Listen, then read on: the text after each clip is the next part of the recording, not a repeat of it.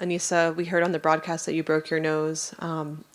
What was the play that happened on, and what made you want to go back in the game and give it all your all out there? I don't know who's lying and saying that I broke my nose. My nose was bleeding, but I'm tough, and I'm going to go out there and compete with my teammates. I'm going to try to do everything that I can. So, yeah.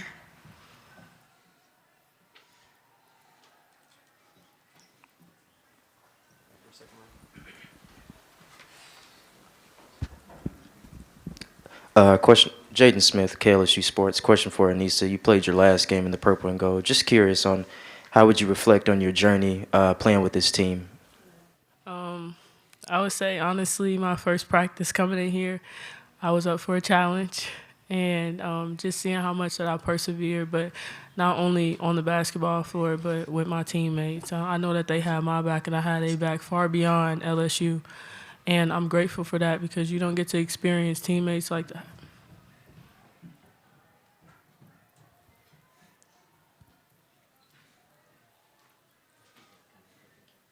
Kendra Andrews, ESPN. Flage, you had a monster over here on your left, I think, yeah. You had a monster of a second half. Just what was your mindset coming out of halftime and really trying to will your team into this one, back into this one? Just a mindset of perseverance. I didn't have a good second quarter. I feel like I made the team go into a drought.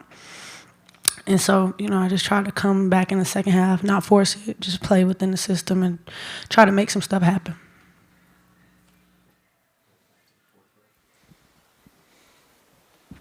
Michael Cobble, WBRZ TV. For Anissa and Flage, just how difficult did they make it inside, obviously, for you guys to get good looks? Some of the things that you were able to do early in this tournament, you guys were unable to do today. Just what did their defense have to do with the amount of turnovers that you guys had offensively? We'll start with Anissa, if you don't mind. I would say, of course, size. You alter your shot a little bit. Also, I would say very physical. We play physical teams, but very physical on the inside. I don't know. I don't really think a lot of my turnovers, I don't think they did nothing. I think it was unforced. It was on me. I made bad decisions. I didn't pass it at the right time. I don't really think, of course they got length and all of that, but on my end, I feel like it was just some unforced turnovers that weren't necessary. More questions for student athletes?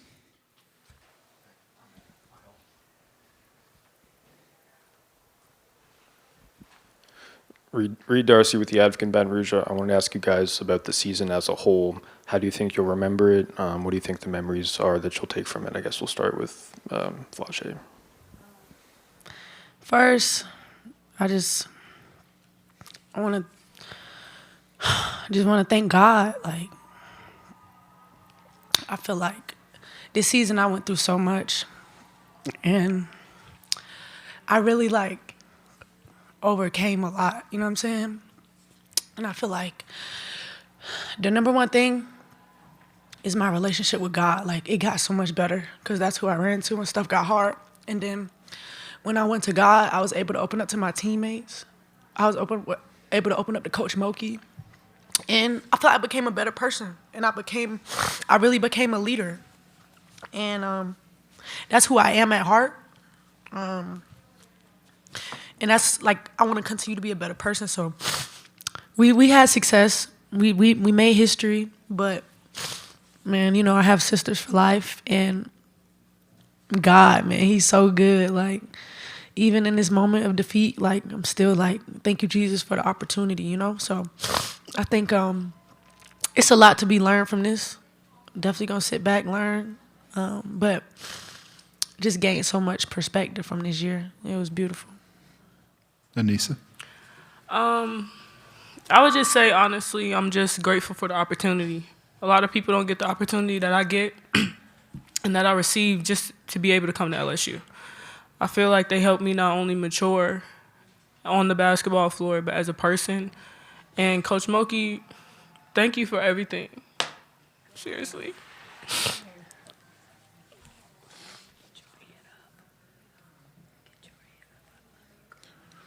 Michaela, do you have thoughts?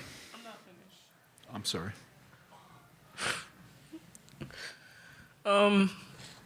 Coach Mulkey challenged me to be a better person, to be a better player. And she challenged me to be able to make it in the real world. She keep it real with you. She show you how it is. And I'm honestly just grateful for that. I said that I wanted to leave DePaul and find my second family, and I did that. They've had my back through it all. They've encouraged me throughout the process, and I know that it was hard being away from your family and honestly experiencing a culture shock. I had to grow up a lot, and I put a lot on my shoulders to come out and do what I did every night. Nobody in the country did what I did every night. Nobody in the country have done what I did over the 4 years. And I'm honestly just proud of myself for overcoming as much as I overcame and being able to do it at the biggest level. Michaela? I think for me, the biggest word is thankful. Just thankful to be able to play with Anissa Morrow for 2 years. Thankful to be able to play with Flage. Thankful to be coached by Coach Mulkey. Thankful to be on one of the biggest platforms that I could be on for women's basketball. And I think another word for me is learning, like I'm still learning. I'm only a sophomore, so I've learned so much from Nice. I've learned so much from Flage. I've learned so much from Monty, all the seniors and everything. So I just continue to take those things, learn, and then hopefully when we come back again, I'll have better decisions and better knowledge of what to do in those certain times. All right. We'll thank LSU student athletes and dismiss them. And when they've left the stage, we'll open it to questions for Coach.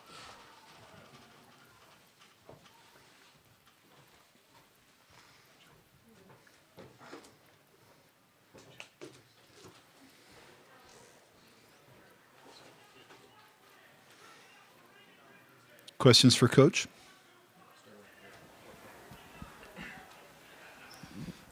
Michael Cobble, WBRZ TV. We talked about it yesterday, obviously trying to limit somebody else from going off, but Jaquez and Gardner just above their average from behind the arc. I know you were getting after the girls from those closeouts most of the game. What did you see there? Let me say this first. The saddest day of your life as a student athlete in basketball is when you take that jersey off your senior year and you never put it on again. Now, some will go on and play pro ball, but that's why Nice is so emotional. That's a tough pill to swallow when you're a senior. And as I tell her, only one program will be happy in another week. Just one will be happy. And Betts did not beat us. We guarded her as tough as we could guard her.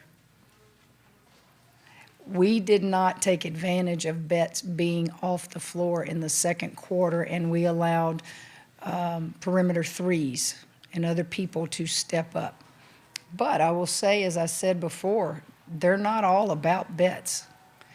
Betts is just a safety valve down there. When they get in trouble, she can score it at will. But I look at this stat sheet. We outscored them 4 field goals. Now, the foul line, I think they went there almost 30 times to our 12. We out-rebounded them. I would have to go back and look at the shots. We missed just wide open shots. We knew going in the paint that there would be opportunity for her to alter shots and block shots. But some of the shots we just missed, we missed until I can go back and look at the film and see why we missed those. Our defense on Betts was as good as we could do. Our discipline defensively cost us. Examples would be when the shot clock was winding down. We are taught every day it's a hot situation and it's an automatic switch. And we gave up several of those today, wide open shots. So yeah, it was a good game. It was a good game.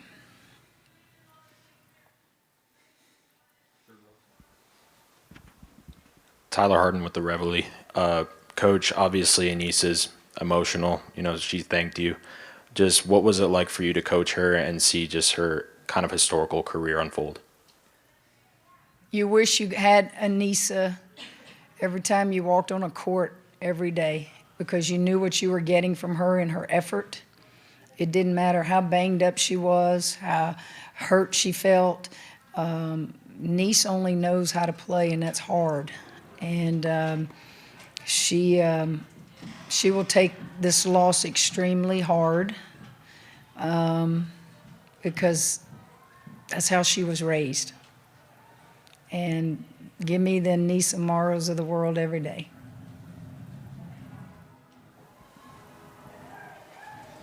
You heard the girls talk about it. How will you view this season? And does it soften this blow to hear them talk about personal growth as opposed to basketball achievements? As competitors, nothing softens the blow that you're this close to another Final Four. But being old like I am and been around a while, I've learned to keep perspective. And time will help me think about things through the course of the year on things that we did that were really amazing. And get in the portal, right? It's time to get in the portal. This one leaves, this one goes, this one comes. So next year we'll start this thing up again and see what kind of team you have and go to work.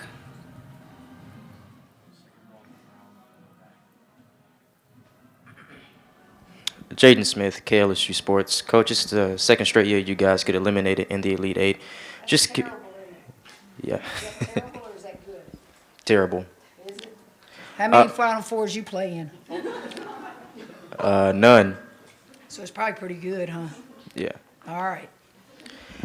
Just curious how you would sum up the journey to the Elite Eight this year, and how does it differ from last year? Different team, different players. Role players from last year played bigger roles this year. Transfers. I had 5 in that locker room that had never been to a Sweet 16, never been to an Elite Eight, and the amount of experience that they got will be valuable. Yeah, I mean, I learned to celebrate every team I coach. Some have overachieved through the years. Some have gone just as far as I thought they could go, and then some have underachieved. And that's the fun part of coaching. When you retire, you sit in that rocking chair and you think about all that.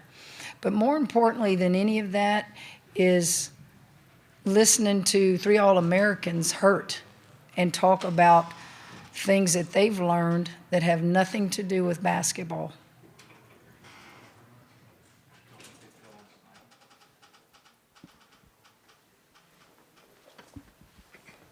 Reed Darcy, the Advocate. Coach, you mentioned the 3 All-Americans. What was it like to coach all of them at the same time, having all 3 of them on the same team?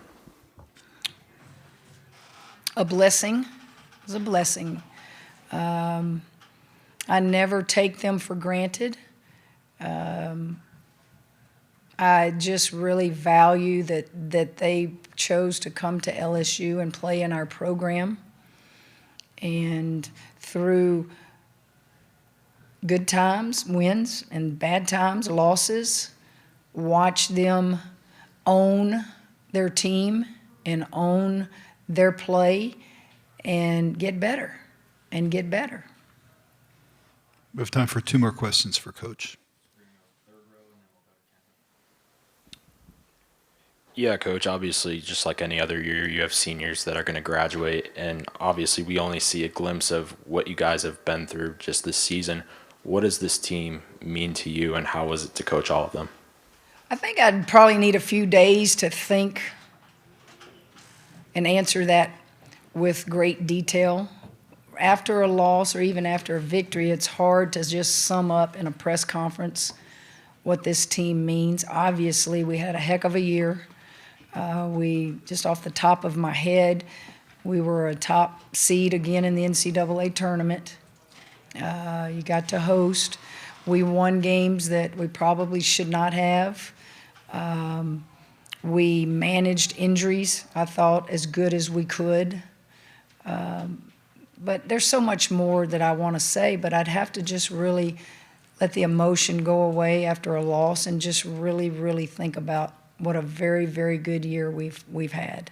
Third year in a row in the Elite Eight with a national championship thrown in there. So there's more good than this loss getting to a Final Four.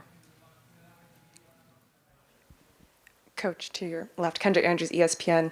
I asked Flage about her, second half, and so I wanted to ask you the same. Just what did you think of the way that she really took over the second half, and also just her impact on your program? Well, I remember when I took the LSU job, Flage Johnson was the first McDonald's All-American that I signed at LSU. I had not coached and won anything at LSU. And she came to LSU. And so she jump-started our program, really. And then the portal helped us. We brought in, Angel and lots of other players. But Flage was a high school All-American, and we got her. And so I'm forever indebted to Flage Johnson. I think she told you the game was lost in the second quarter. That's where the game was lost. We didn't capitalize on Betts being off the floor. And she feels like she was a big part of that, not having played up to what her standards are for herself in the second quarter. In the third and fourth quarter, I think she really, really tried. That's what All-Americans do. They just try to figure out some way to impact the game. And she did. She did. Thank you, Coach. Uh-huh.